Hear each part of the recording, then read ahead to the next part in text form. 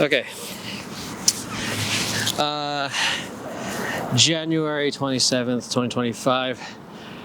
About 30 minutes out until I gotta go pick up Jordan. So I figured I've been wanting to kind of make this video for a while. Just kind of offload some of the crazy things that's been happening.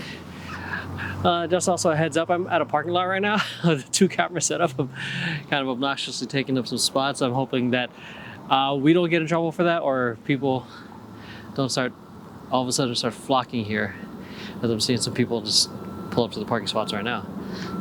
So fingers crossed. It's been for about 2.5 weeks, 3 weeks now since the fires at the Eaton fires that was near my area, because of one, obviously evacuating, 2, seeing if the space was good enough to come home to, or that it was still standing, and 3, to try to find a way to move back in, but also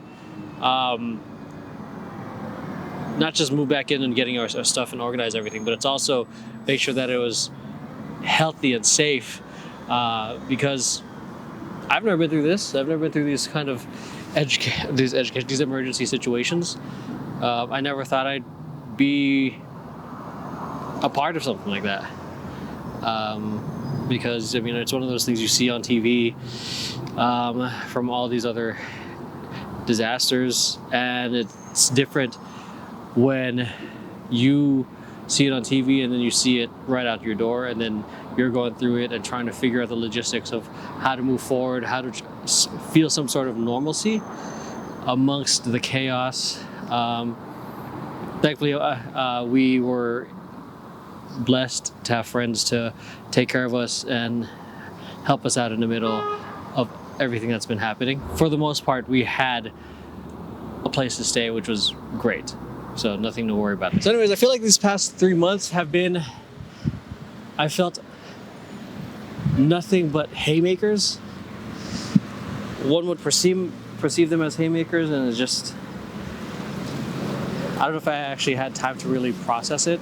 Maybe I did, but I just kept going. November 11th, my dad passed, having to scramble funds for that. Shouts out to everyone who helped out with that, to make it just on time for his funeral, then come back. And then not too long after that, dealing with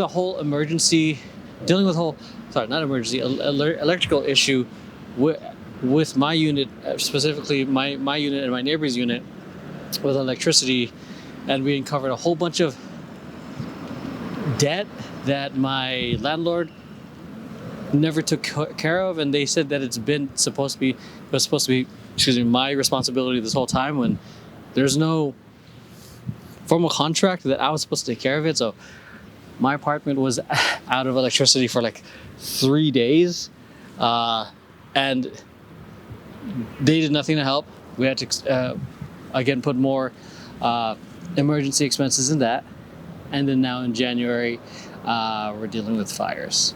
So it's been one thing after the other. I don't think I really had a chance to really sit down and be like, ooh, kind of like process any sort of sadness, but more so I just try not to be attached with what I'm feeling. I mean, I acknowledge the frustration and the anger, but I just try to focus on the actions that I have to do to keep things going. There are days where I feel too tired to keep going. I just want to lie down, and it's easy to, it's different because I'm able to share with you guys now, but it's another thing where you just feel like you have to get up and trudge along amidst the bullshit that you have to deal with. But the only way out of hell is through it, so that's the only thing that kind of kept me going. I could be angry, I could be upset, and all that stuff. And to me, it's too much of letting other things be the dictator of what can potentially happen to me. These things happen, what do I do next? And I aim to just try to respond as best as I humanly can. I mean, my dad's death, I wish, because of being able to see him a little bit more, but towards the end, I'm glad that him and I developed some sort of relationship. Whereas I know my siblings did not get to fully experience that in the way that they could have. Electricity thing, just logistics shit. I mean, you got it, and that's all in December. 3 days. Talked to some lawyers about it to see what they can do before we have to go towards any sort of litigation. Wrote a very strongly worded letter. Got the receipts, documented everything, had a timeline of everything. So, and I sent the proposal of what they can do to, I guess, to make amends. They did, and gave them an option to even hit us up. They just took the money, whatever money they could. So that just leads for me to believe that they don't really give a shit as long as they get their cash. So, and then now into January, probably 2 or 3 days into being refugees in our own city, I get a call from the landlord again with the electricity issue, and then they were trying to figure that out, and they didn't even check in that we were alive or if our unit was still standing. They're just like, you need to handle this, and that enraged me because of the lack of empathy, the lack of humanity. Felt like they were trying to take advantage of a very vulnerable situation of us being in duress, stressed out, and then feels like they're going to try to pressure us into an unlikely or unfavorable financial situation that benefited them. And I was not going to have that. Again, talked to a couple lawyers about it. Again, I wrote a strongly worded letter to the owner of the place, and again, nothing, no responses. And I told him, and all these calls and everything are documented. Conversations are documented. So I told him, if you want a copy of it, I'll let you have it. If you want to change something, let's have a conversation. Here's my phone number. You haven't done jack shit about it. So it's interesting kind of going through this with Max and Lauren. I'm glad that we worked it out as a team to get through this. And we're not alone going through this. Shouts out to Kat and her family. She's a member of Temper Tantrum to kind of get us through these tough times. They've been very accommodating. They've taken us in at like one of their own, and it's, it's nice to have support. And the entire team of Temper Tantrum checked in on each other. Just gave each other a call. They offered their spots up. They did what I would think family would do. And that's the thing when it comes to like Temper Tantrum or Vision Paradox. I don't call it family because I feel like that's a manipulative way of getting people to try to fall in love with the culture or to just generally manipulate people. And I did used to run a team called Family Business because I generally thought I wanted to make it into a family. But that all changed because of the revelation I learned from how corporations and a whole bunch of companies call things family as a form of manipulation and guilt tripping. So I stopped calling any of my companies that, and at most, at least a team, at most a community.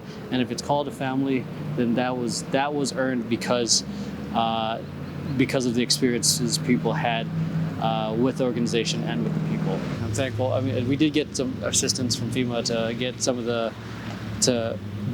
of the supplies we needed to clean the house, get everything organized, but I still think we probably need a professional to double check the air quality inside the house just for safety. Better safe than sorry.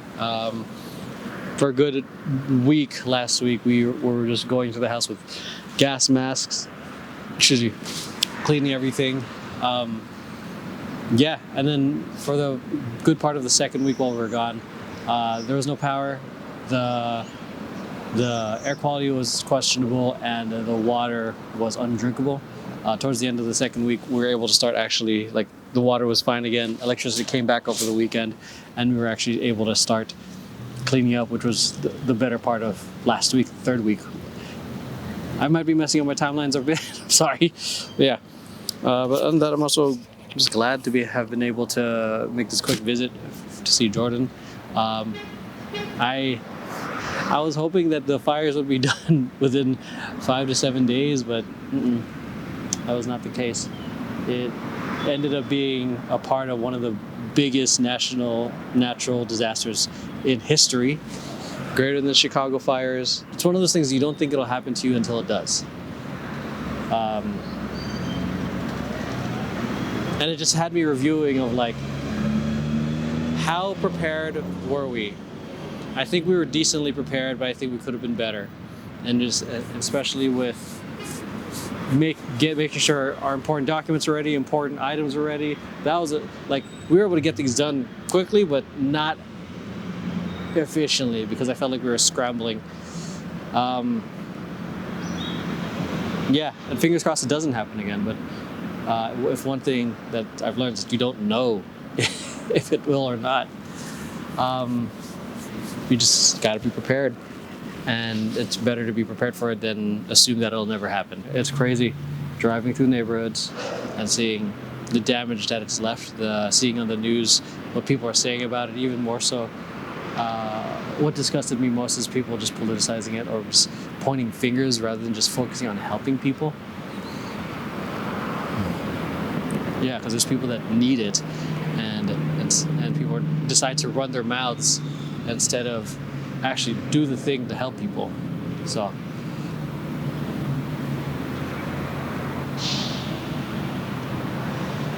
yeah, it's been a time.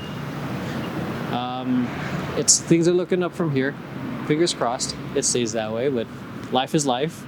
It's gonna have its ups and downs, highs and lows, but I just gotta focus on what I can control, let go of what I can't, keep moving forward, feel what I feel, but don't let it dictate my actions, and keep going, and make the right calls and adjustments according to the circumstances I'm given. And a lot lately, I'm not sure if I've been doing that, like logistically or pragmatically, but in my heart and soul, I feel like I'm doing the right thing. Pragmatically, it doesn't seem like it is, because the past year and a half, I feel like I've taken a step back in terms of the progress I've been wanting to make as an entrepreneur and business person, and as a partner and dad.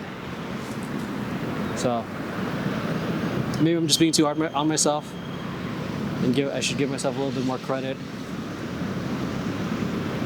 because progress isn't linear. But I think what's more important is the impact I can make with the gifts I have, people that I really care about. So, all right, I've successfully been productive with a little bit of time I have before I need to go pick up Jordan. I appreciate you guys listening. If you guys stuck around for this one, you guys have a blessed day, a great day, or just have a day. You do you. Do what you want. Live your life.